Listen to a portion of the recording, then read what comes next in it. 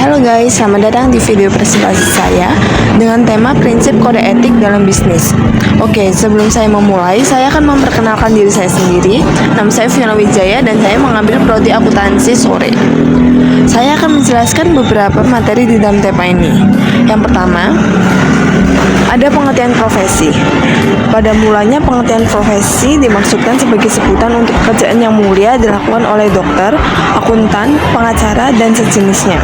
Profesi ini disebut mulia karena orang yang menyandang profesi seperti ini tidak semata-mata menggunakan keahliannya untuk tujuan mencari nafkah, tetapi juga mempunyai misi sosial dan pekerjaannya berdampak luas bagi masyarakat. Selanjutnya, saya akan membahas bisnis sebagai profesi.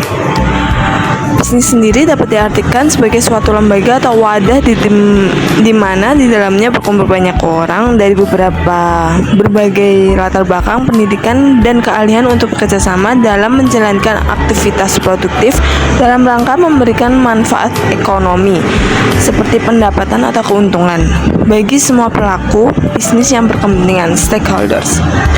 Namun, pengertian profesi sendiri itu lebih ke terbatas atau khusus. Maka akan muncul perdebatan apakah bisnis dapat dianggap sebagai profesi atau tidak. Dalam konteks ini diperlukan minimal 3 kaidah agar suatu pekerjaan dapat disebut sebagai profesi. Contohnya yaitu ada pengetahuan atau ilmu, keterampilan, dan komitmen moral atau etika. Oke, selanjutnya ada pengertian bisnis menurut Sonic Keraf tahun 98 yang menjelaskan bahwa bisnis tidak boleh dianggap sebagai profesi atau hobi karena tidak boleh melibatkan pertimbangan moral dalam praktik bisnis. Hal ini didukung oleh The Church tahun 98 dan memiliki banyak implikasi. Model bisnis yang bermoral berarti bahwa bisnis tidak terhubung dengan masalah moral atau etika. Bisnis yaitu adalah bisnis dan sangat erat kaitannya dengan masalah etika. Pemilik bisnis seringkali menganggapnya sebagai tanggung jawab untuk mempertahankan kendali perusahaan. Namun, modal bisnis yang bermoral menjadi semakin penting karena banyak pemilik bisnis sekarang menyadari bahwa etika bisnis sangat penting dalam berbisnis. Hal ini terbukti dari semakin banyaknya perusahaan dan bank di Indonesia yang berjuang melawan krisis keuangan karena korupsi dan nepotisme. Meskipun masih banyak yang mendukung pandangan bisnis amoral, namun diyakini bahwa pandangan bisnis ini semakin ditinggalkan karena para pelaku bisnis saat ini sensitif di masa mendatang. Makin banyak yang menyadari bahwa dalam negeri bisnis pun diperlukan komitmen moral yang tinggi. Yang membedakan pekerjaan biasa dengan profesi adalah pada dampaknya dari pekerjaan biasa dan profesi tersebut pada masyarakat. Pekerjaan bisa mempunyai dampak terbatas pada masyarakat, sedangkan profesi berdampak luas pada masyarakat. Jadi perbedaannya ada di dampaknya tersebut. Selanjutnya, saya akan membahas tentang prinsip-prinsip etika bisnis. Menurut prediksi John Naisbitt tentang standar etika internasional yang diakui secara universal dalam bisnis didasarkan pada Cox Roundtable yang menekankan pentingnya etika internasional dalam bisnis. Prinsip-prinsip tersebut meliputi tanggung jawab bisnis, dampak ekonomis dan sosial dari bisnis, perilaku bisnis, sikap menghormati aturan, dukungan bagi perdagangan multilateral, sikap hormat bagi lingkungan alam, menghindari operasi-operasi yang tidak etis. Di sini saya akan menjelaskan apa arti dari prinsip-prinsip tersebut. Nah, yang pertama itu menekankan perlunya perubahan paradigma dalam fungsi bisnis dan eksekutif. Yang berasal dari teori keagenaan, tujuan bisnis sendiri itu adalah untuk menciptakan nilai bagi masyarakat, bukan hanya pemegang saham. Dan yang kedua, prinsip kedua itu menekankan pentingnya dimensi sosial dan inovasi dalam praktik bisnis.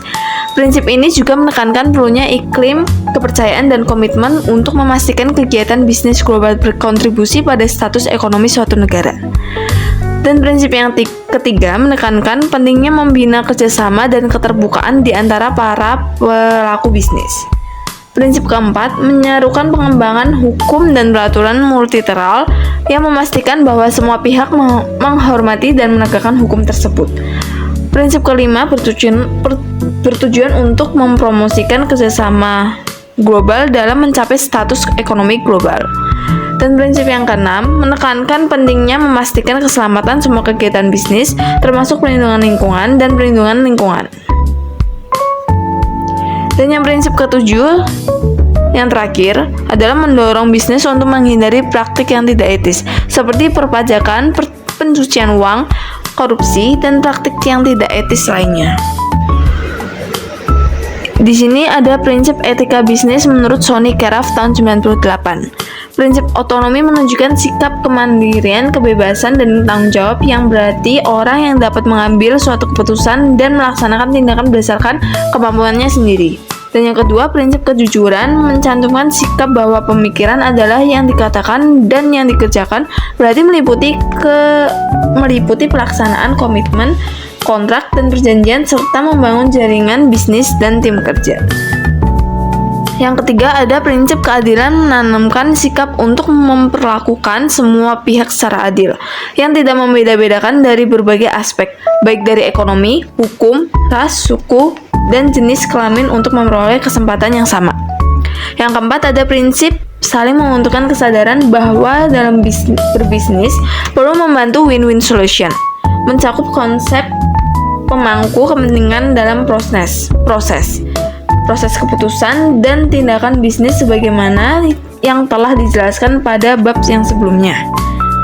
Dan yang terakhir, prinsip integritas moral adalah prinsip untuk merugikan orang lain dalam bisnis yang diambil, yang disebut sebagai aturan emas, yaitu memperlakukan orang lain sebagaimana Anda ingin diperlakukan dan jangan dilakukan pada orang lain. Selanjutnya, saya akan membahas tentang etika lingkungan hidup. Dalam konteks ini, mengacu pada pengaruh tindakan manusia terhadap orang lain. Dan di sini ada contoh teori-teori yang ada pada tindakan manusianya. Yaitu yang pertama ada teori deontologi, teologi, dan teonom. Dan semuanya ini menekankan pentingnya moral tindakan manusia. Untuk pengertian sendiri, deontologis berfokus pada hubungan antara manusia dan lingkungannya, sementara teologis menekankan konsekuensi keputusan dan tindakan manusia terhadap orang lain. Untuk teonomis menekankan pentingnya pendidikan manusia dalam hubungan antara manusia dan lingkungannya. Pertumbuhan ekonomi global saat ini telah memunculkan 6 persoalan lingkungan hidup, mulai dari akumulasi bahan beracun, efek rumah kaca, perusakan lapisan ozon, hujan asam, deforestasi dan penggurunan, serta kematian bentuk-bentuk kehidupan. Next, saya akan membahas tentang paradigma etika lingkungan. Etika dalam masyarakat berkisar pada hubungan dan pengaruh keputusan serta tindakan seseorang terhadap orang lain. Antroposentrisme merupakan paradigma etika yang berfokus pada manusia, dengan mengakui bahwa hanya manusia dari semua generasi yang dapat menjadi pasien moral. Paradigma ini menekankan pentingnya faktor lingkungan dalam kehidupan manusia, seperti makanan, air, dan tempat tinggal. Memahami perilaku manusia juga berdampak pada kesejahteraan tubuh dan penghuninya, yang mengarah pada pengembangan berbagai paradigma untuk memahami etika dalam kaitannya dengan kehidupan manusia. Di sini ada beberapa pengertian dari etika-etika tersebut. Yang pertama ada etika kepentingan generasi mendatang. Pentingnya data generasional menekankan bahwa keputusan dan tindakan tidak hanya mempengaruhi kepentingan manusia pada generasi sekarang, tetapi juga pada generasi mendatang. Hal ini khususnya relevan dengan penggunaan sumber daya tak terbarukan seperti mineral dan kayu.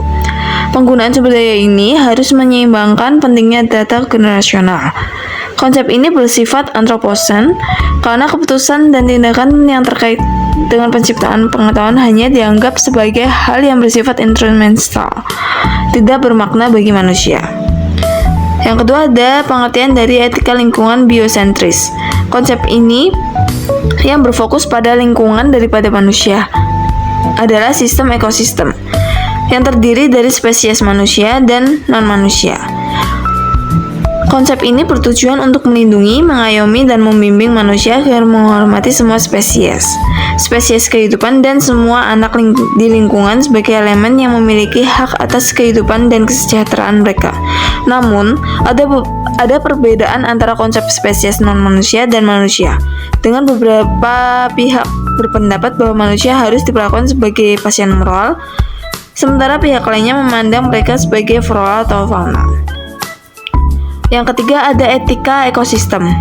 Konsep etika ini dalam sistem ekologi mengacu pada hubungan antara inti bumi dan komponen-komponen lainnya seperti atmosfer, air, dan atmosfer, dan berakar pada teori etika nafis yang mencakup psikologi, sosiologi, dan teologi.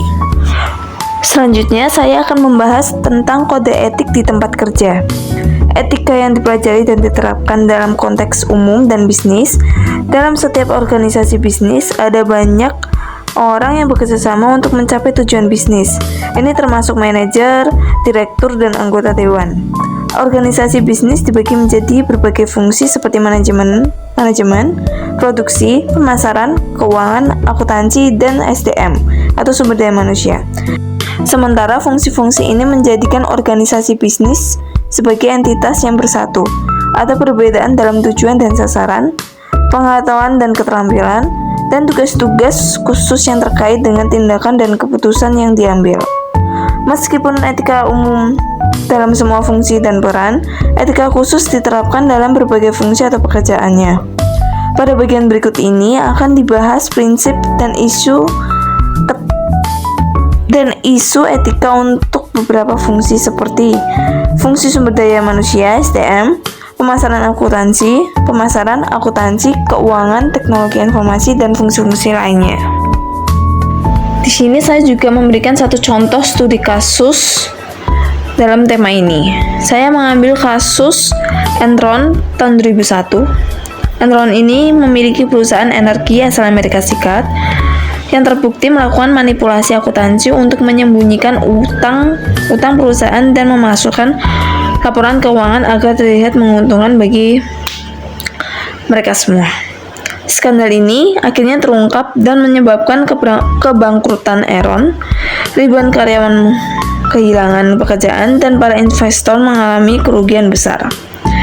Dan pelanggaran-pelanggaran etika yang dialami oleh Enron tersebut ada manipulasi laporan keuangan ini untuk memberikan gambaran keuangan palsu. Dan yang kedua ada kegagalan akuntan dan auditor dalam menjalankan tanggung jawab profesional mereka. Nah, dari kesimpulan tema saya adalah dalam materi etika bisnis dan profesi ini menekankan pentingnya etika dalam pengambilan keputusan di dunia bisnis dan profesi. Etika bisnis mengacu pada prinsip moral yang membimbing perilaku perusahaan. Sementara etika profesi mengatur standar perilaku dalam profesi tersebut. Meskipun etika dan hukum saling berkaitan, keduanya tidak selalu sejalan. Pelanggaran etika dapat merusak reputasi dan kepercayaan publik serta membawa konsekuensi hukum.